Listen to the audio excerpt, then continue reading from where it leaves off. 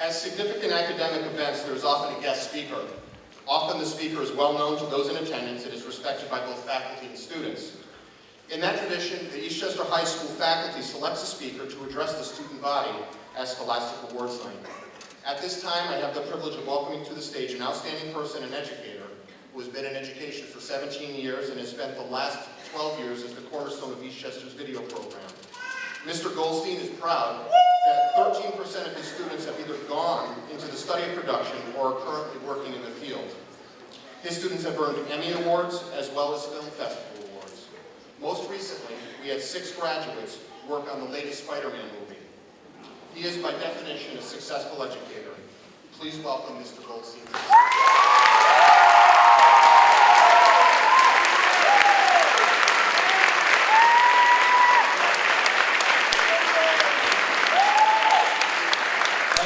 Before I begin tonight, just special thanks to people that are here in attendance, obviously. Administration, Dr. Capuano, Ms. Principio for putting together a wonderful evening. I see Dr. Moran in the front here, Mr. Chris Fiore. A special thanks to all my colleagues, and that's just not faculty, that's support staff outside who's handing you certificates tonight, Anna DeLegge, Ivana Tarsi, and Leslie Forgione, and of course the custodial staff that work very hard to bring you a wonderful school. I just want to give a shout out to all those people that work hard to make it.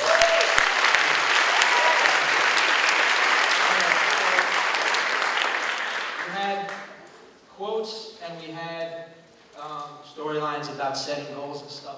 2 of you stole my entire speech. So, to be brief, I have a few words. So we'll keep it short. Eastchester High School dress code. I guess that's the difference.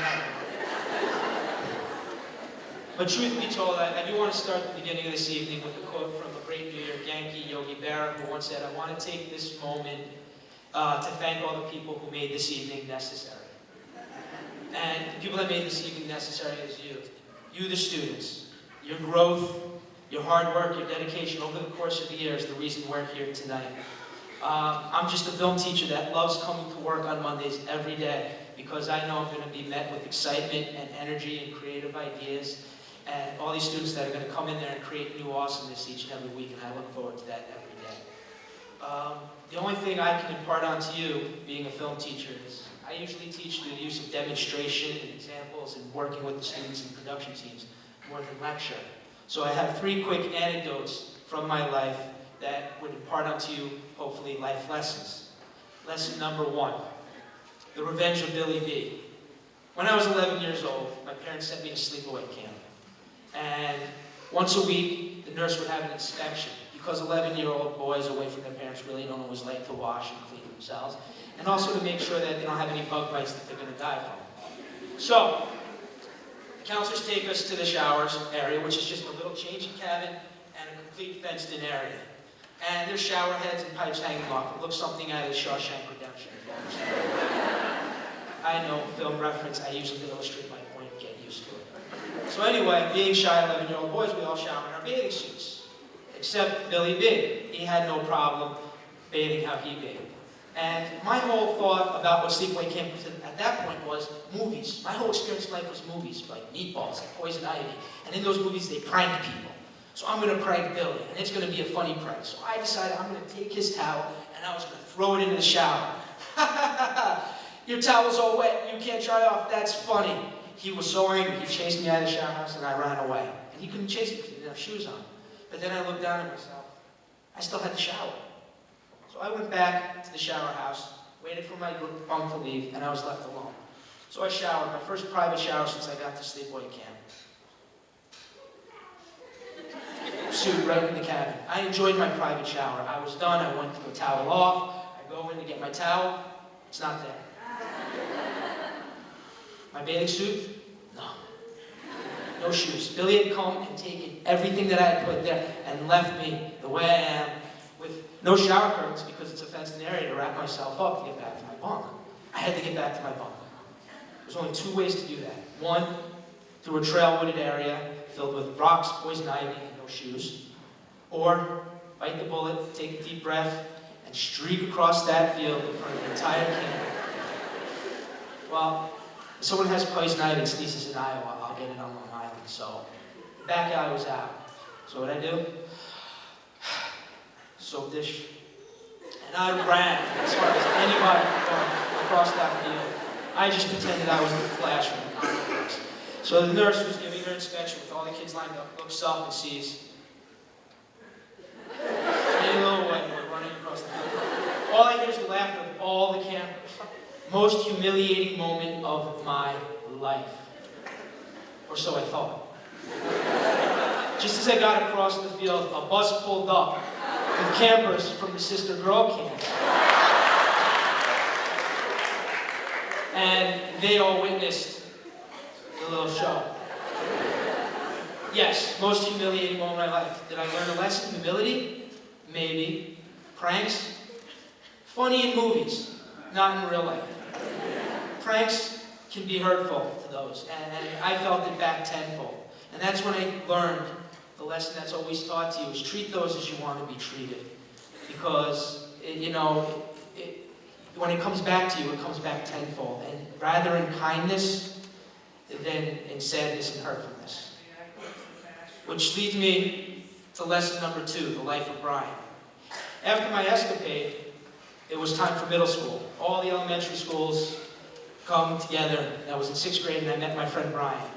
And even for a 6th grader at that time, he got good grades, he was a great athlete, got into a little bit of trouble, but he had this swag about him, The kind that no matter what happened, good or bad, if he got in trouble, he'd get in and out of it unscathed. I looked up to him. I followed him everywhere. My parents weren't too fond of him because he got me into a little bit of trouble. Nothing with fingerprints or mugshots, mind you, just a little thing here and there. But he was the one that talked me into joining the wrestling team in middle school. And I did it, because he was my friend, and I hung out with him, and I was horrible. Horrible wrestler. I know you can't believe it, right? Well, you're such a tremendous athlete, how could you be horrible wrestler? So, senior year, I was getting beat down by a kid 3rd in the county, and it was the end of the 1st period, and I go over, my coach is yelling at me, and I don't hear him, because I'm huffing and puffing. And then, through it all, I hear my friend Brian, who got down on his hands and knees to crawl over and said, dude, he's getting tired. You can beat him. I believe in you. You believe in me.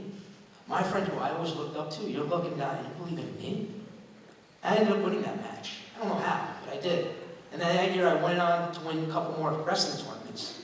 Out of nowhere, all of a sudden, I became an amazing wrestler because I started to believe in myself. The only sad part is, it took my friend believing in me for me to realize to believe in myself. He had an alcoholic uncle who he didn't want to be like. So instead of going to parties during high school, we would go and do triathlon trainings on the weekends and in the evenings when everybody would be out partying. And for those who are familiar with triathlons, it's not a team sport. And he turned it into a team sport.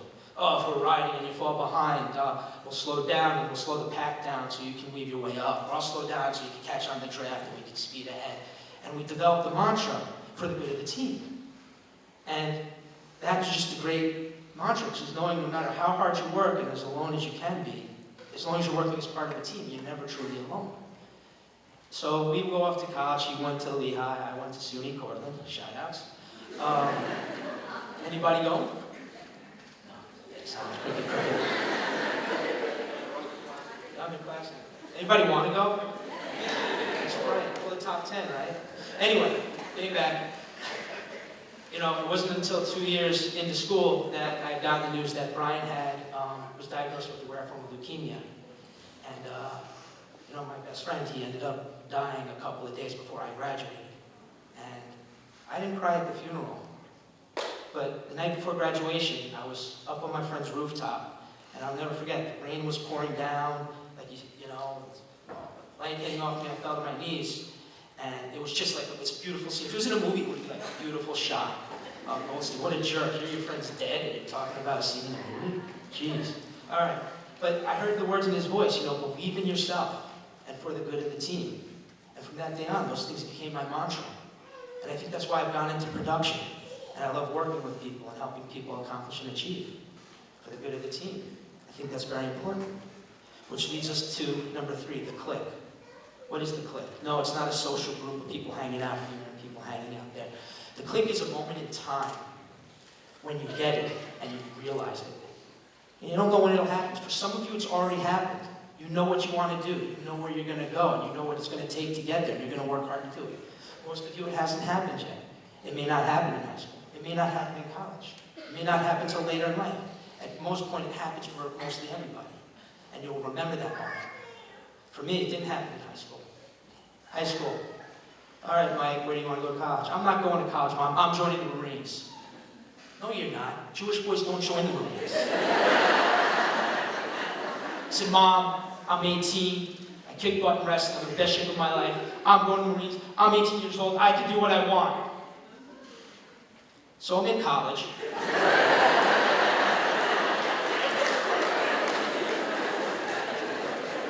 And I still don't know what I want to do with my life. And I really wasn't one of those people that really adhered to the core subjects in high school, such as math or science. I liked some of them, but it wasn't my thing. And I was like, oh, what do you do? Oh, I'm a cinema studies major. Really? You mean movies and stuff? Yeah. Okay, I'll do that. Why not? So, graduated from college with a cinema studies degree. A couple of bad experiences in the industry. Substitute teaching day to day. I didn't know, I mean, what am I going to do? I'm just going through the motions here. I mean, I got a degree, I got to do this, what am I going to do? I'm living with a woman I want to be with for the rest of my life. With the rest of my life. Click. I had something that I wanted, and I wanted to fight for it, and I needed to figure out a way how. Okay, but how are you going to support her? Well, you really like teaching. Yeah, but I don't have a teaching degree. I only have credits in film. Become a film teacher. Love film, love teaching. Makes sense, right? So, somehow, miracle, long story short, too late, I came across this ad for a position in the middle school in Queens that was looking for someone exactly what I wanted to do, exactly what I could do. Went for the interview, they loved me, they wanted to hire me, they sent me off to get my certificate in New York City, and I get to the office. Little problem, in the 1990s, there's no teaching certificate for media communication or film and video rings.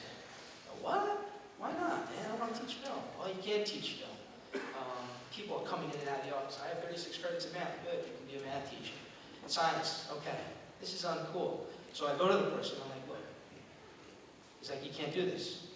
There's no license we can give you. There's nothing else you can work with. I said, that's not acceptable. I need to see somebody else. So they send me to the next level, and the next level. And it's like a video game, approaching the levels until I got a big bad master at the top.